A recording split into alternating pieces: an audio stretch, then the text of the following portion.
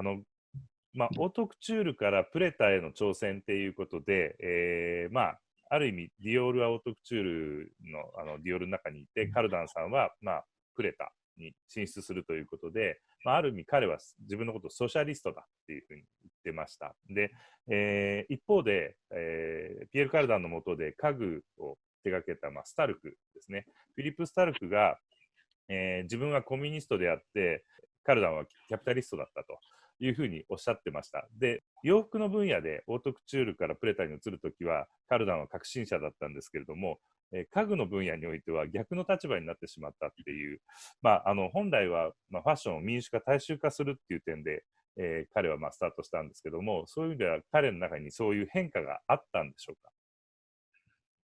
That's a very interesting question, and I think that part of our answer is that we think that Philippe Starck is wrong. We think it's interesting what he says, but remember, Philippe Starck is the person who makes a plastic chair and charges you $4,000. So his own vision of his conflict with Pierre Cardin, I think, also comes from his vision of himself when he was young, and that those were his feelings of being a young man working for Cardin, who was creating very beautiful and potentially expensive things.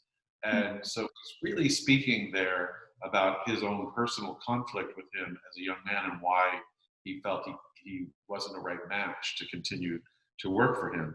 I think that Cardin's idea of design is fairly consistent, which is that you create a high level, which is haute couture, or top level furniture, and then you make the next items that are sort of the pret-a-porter level, whether that's furniture or clothing, that is for the masses and for people.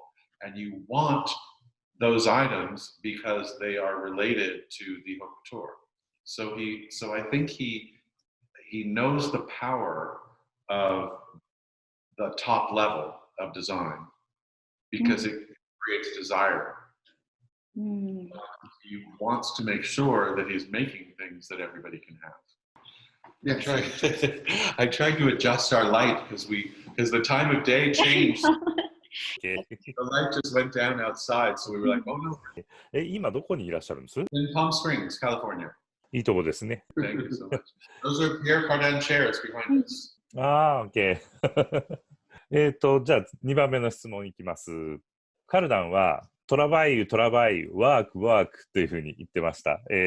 とても仕事に対する、貪欲さっていうのは映画からも伝わってきたんですけれども、仕事に対する貪欲さっていうのはどこから来るんだろうっていうふうな僕はすごく思ったんですが、監督さんたちから見て、彼の経歴、キャリアからどんなふうにその仕事に対する貪欲さっていうのが生まれてきたのか、あるいはもしかしたら子供時代なのか、そんななんか思った印象があれば教えてください。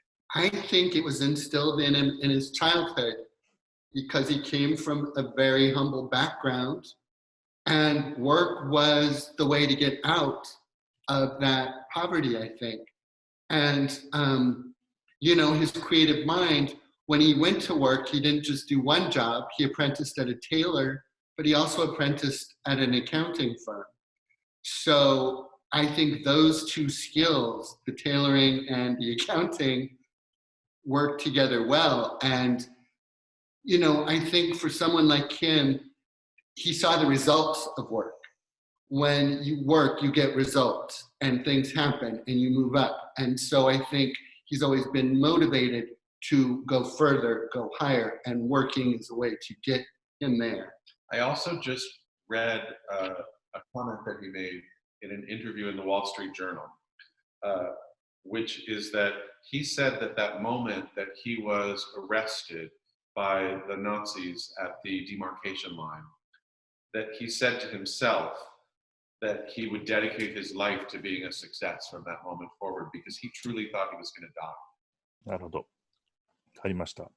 3つ目の質問です。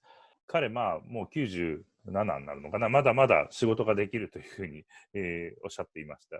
もう本当に死ぬまで仕事というか、死ぬことを考えずに仕事っていうふうにおっしゃっていると思うんですけれども、多くのブランドがですね、ラグジュアリーグループに入って、若手のデザイナーを起用して、そして、ブランドの若返りを果たしていくという、こういう形が今、なんていうんですかね、一般化されてますけれども、カルダンのブランドは、彼が亡くなっていないんで、こんなこと言うのはちょっと失礼ですけど、その後、亡き後どうなっていくんだろうっていうのは、やっぱり、皆さん考えてると思うんですね。で、どうなっていくのか、あるいはその監督さんとしてどうなっていってほしいな、みたいな、こういったことを思ってらっしゃるのありますか？ Well, he empowered a young designer in 2020 for the first time. So he opened up Studio Pierre Cardin in Paris, and Pierre Cortal, we call him Little Pierre, is the designer. And I just saw on Instagram today a bunch of his designs. And that's the first time he's done that. He usually, in kind of his history, what he's done is that when someone's very talented below him, he encourages them to go out and do their own career. So Gautier, Stark, people who have come in and worked for him, he would say, you're too good, you need to go off and do your own thing. So I don't think he was ever looking for a protege. And now I guess he's beginning to, I think about the concept of legacy, that the brand will go on without him. Rodrigo, his nephew, has been taking over as both general manager, artistic director, and that there's sort of a vision that it's possible that Pierre Cardin might not just live forever. so maybe that he does have to think about, what might be next. We like to say that he's a futurist and he wants to see the future. So we don't know that he's really going anywhere very soon. OK。じゃあ最後の質問になります。今回やっぱり見ていて、カルダンさんが最初に多様な人種のモデルさんを使われたっていうので、とてもダイバーシティということにテーマとしては我々はすごく受け取っていたんですが、やっぱり監督さんとしてはこのダイバーシティという問題については注目をされていた、もしくはこの映画のある種テーマの柱になるようなものだっていうふうにお考えになってたんですか？ Absolutely. We actually sought out Naomi Campbell to be in the film for two reasons. One, she's the only current celebrity who will wear Pierre Cardin couture on the red carpet, vintage Pierre Cardin couture. And so we knew that she would be able to speak just to the beauty of the garments, but then also, she's a very powerful figure in the fashion industry, and she, of course, appreciates that Mr. Cardin, trailblazed the ability for her to have a career. And so between her and Jenny Shimizu, the Japanese supermodel, that we wanted to make sure that those faces were in the film and talking about it. Also, if you look at the scope of the people who are in the film, there's quite a nice sense of diversity even amongst the faces that tell us Mr. Cardin's story.